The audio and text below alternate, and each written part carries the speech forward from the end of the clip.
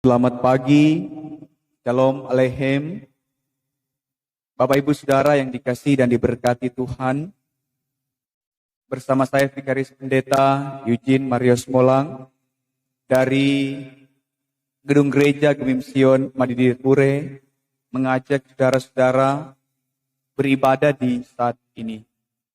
Memulaikan ibadah di saat ini, kita melakukan Kidung Jumat 457, Ya Tuhan tiap jam.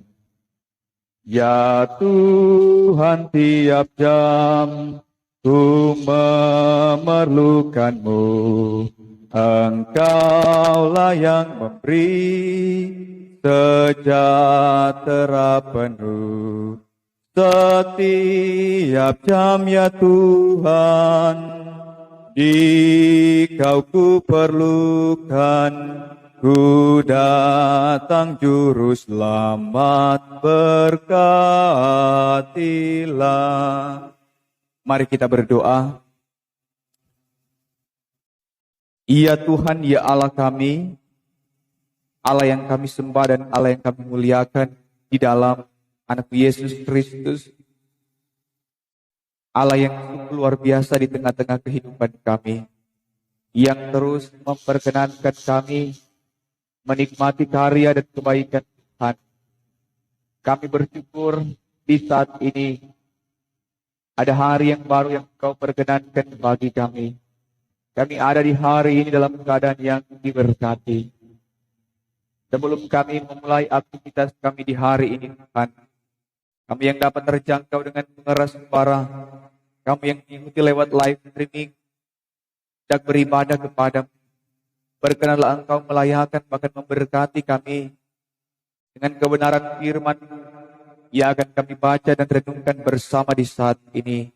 Roh Kudus yang akan memampukan kami untuk memahami dan mengerti firman ini. Dan firman ini jugalah yang akan kami lakukan dalam tanggung jawab setiap hari kami. Maka jadilah ibadah di saat ini di dalam nama Allah Bapa, Anak dan Roh Kudus. Amin. Bapak Ibu Saudara yang dikasihi dan diberkati Tuhan, pembacaan dan perenungan kita di saat ini terambil dalam Amsal pasal 2 ayat 16 sampai dengan ayat 19. Amsal pasal 2 ayat 16 sampai dengan ayat 19 yang berbunyi demikian. Supaya engkau terlepas dari perempuan jalang, dari perempuan yang asing, yang licin perkataannya, yang meninggalkan teman hidup masa mudanya dan melupakan perjanjian Allahnya. Sesungguhnya rumahnya hilang, tenggelam ke dalam maut, jalannya menuju ke arwah-arwah. Segala orang yang datang kepadanya tidak balik kembali dan tidak mencapai jalan kehidupan. Demikianlah firman Tuhan. Yang dikatakan berbahagia ialah setiap orang yang mendengar dan juga melakukan firman ini dalam kehidupan setiap hari. Amin. Bapak Ibu Saudara yang dikasihi dan diberkati Tuhan, judul perenungan kita dalam renungan harian keluarga Jumat 20 Mei 2022 ialah hikmat menuntun pada kesetiaan. Nah, kesetiaan asal kata dari setia. Nah, setia dalam Kamus Besar Bahasa Indonesia yang berarti berpegang teguh pada janji, pendirian, dan juga sebagainya. Atau juga bisa dikatakan patuh, taat. Misalnya begini, berpegang teguh walaupun hujan, karena so janji pak teman mau pergi di acara, pasti akan menepati janji itu. Kemudian tetap teguh hati dalam hal misalnya persahabatan dan juga sebagainya. Contoh, kalau dalam konteks bacaan ini, setelah sekian lama suaminya merantau, ia tetap setia menunggu. Kalau firman ini dikatakan bahwa orang yang tidak setia meninggalkan teman masa mudanya. Jadi Bapak Ibu Saudara yang dikasihi dan diberkati oleh Tuhan kita Yesus Kristus, kesetiaan ini begitu amat penting dalam semua ranah kehidupan, dalam setiap aspek kehidupan kita. Apalagi kita sebagai orang yang percaya. Tentu kesetiaan ini dibutuhkan. Nah, dari hal yang telah kita baca dalam arti taat, dalam arti setia, tentu menggambarkan kepada kita bahwa sesungguhnya yang namanya setia ini harus kita miliki. Karena kesetiaan dalam aspek keluarga itu dibutuhkan. Dalam persahabatan itu juga dibutuhkan.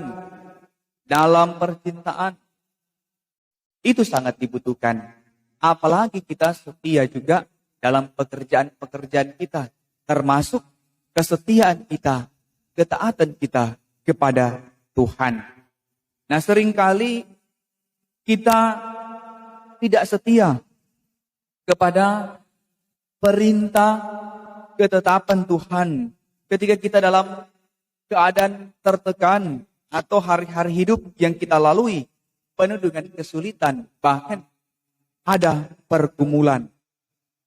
Sehingga yang menjadi masalahnya bahwa pergumulan yang kita alami membuat kita tidak setia, membuat kita tidak taat terhadap berbagai hal dalam kehidupan yang kita jalani, seperti yang telah saya sampaikan tadi. Nah, Bapak Ibu Saudara yang dikasihi dan diberkati Tuhan, pengamsal memberi gambaran ketidaksetiaan umat Tuhan bagaikan perempuan jalan yang tidak menjaga kesetiaan kepada pasangannya dan yang juga melupakan janji-janjinya kepada Allah. Nah, setia merupakan suatu hal yang harus dimiliki dalam pembaharuan hidup setiap orang. Misalnya tidak semua orang yang hidup mau setia terhadap pasangannya.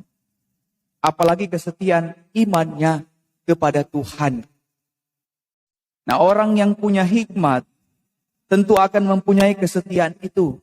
Orang yang memiliki hikmat, dia mampu dan sanggup taat dan setia kepada perintah dan ketetapan Tuhan.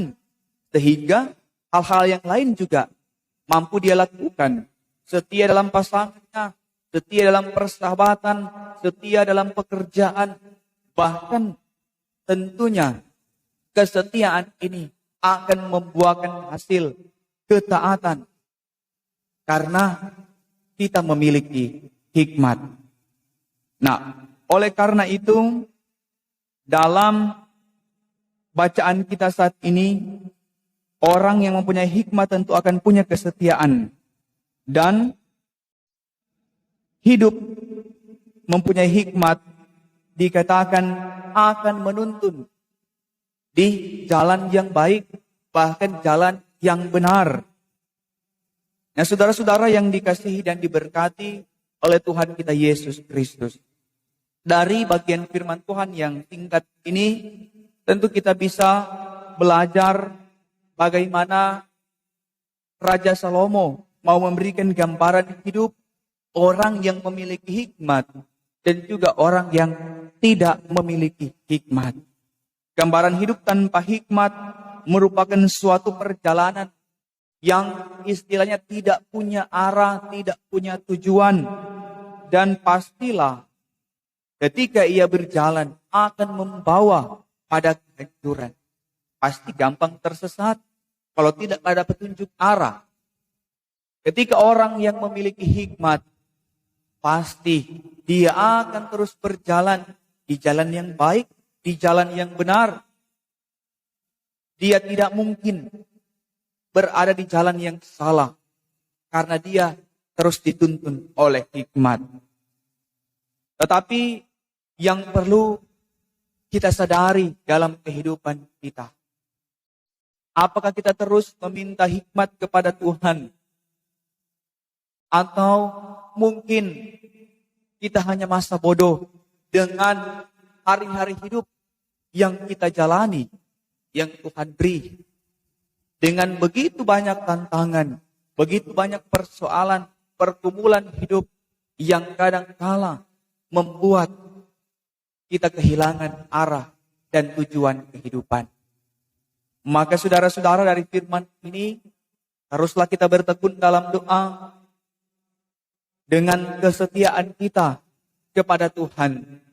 Maka janji Tuhan akan mengikuti di setiap apa yang kita lakukan dan apa yang kita kerjakan. Karena hikmat itu bersumber dari Allah, maka tentu itu akan dinyatakan oleh Allah juga kepada setiap orang yang memintanya. Dengan hikmat dari Allah, maka kesetiaan juga kita kepada Allah akan terjaga, sehingga setiap langkah-langkah kehidupan kita akan terasa berarti, dan juga setiap langkah kehidupan kita penuh makna. Nah, biarlah Tuhan yang akan terus menuntut, bahkan dengan hikmat yang diberikan kepada kita, mengarahkan kehidupan kita tetap ada di koridor, di jalan kehendak Tuhan. Tuhan Yesus memberkati. Amin.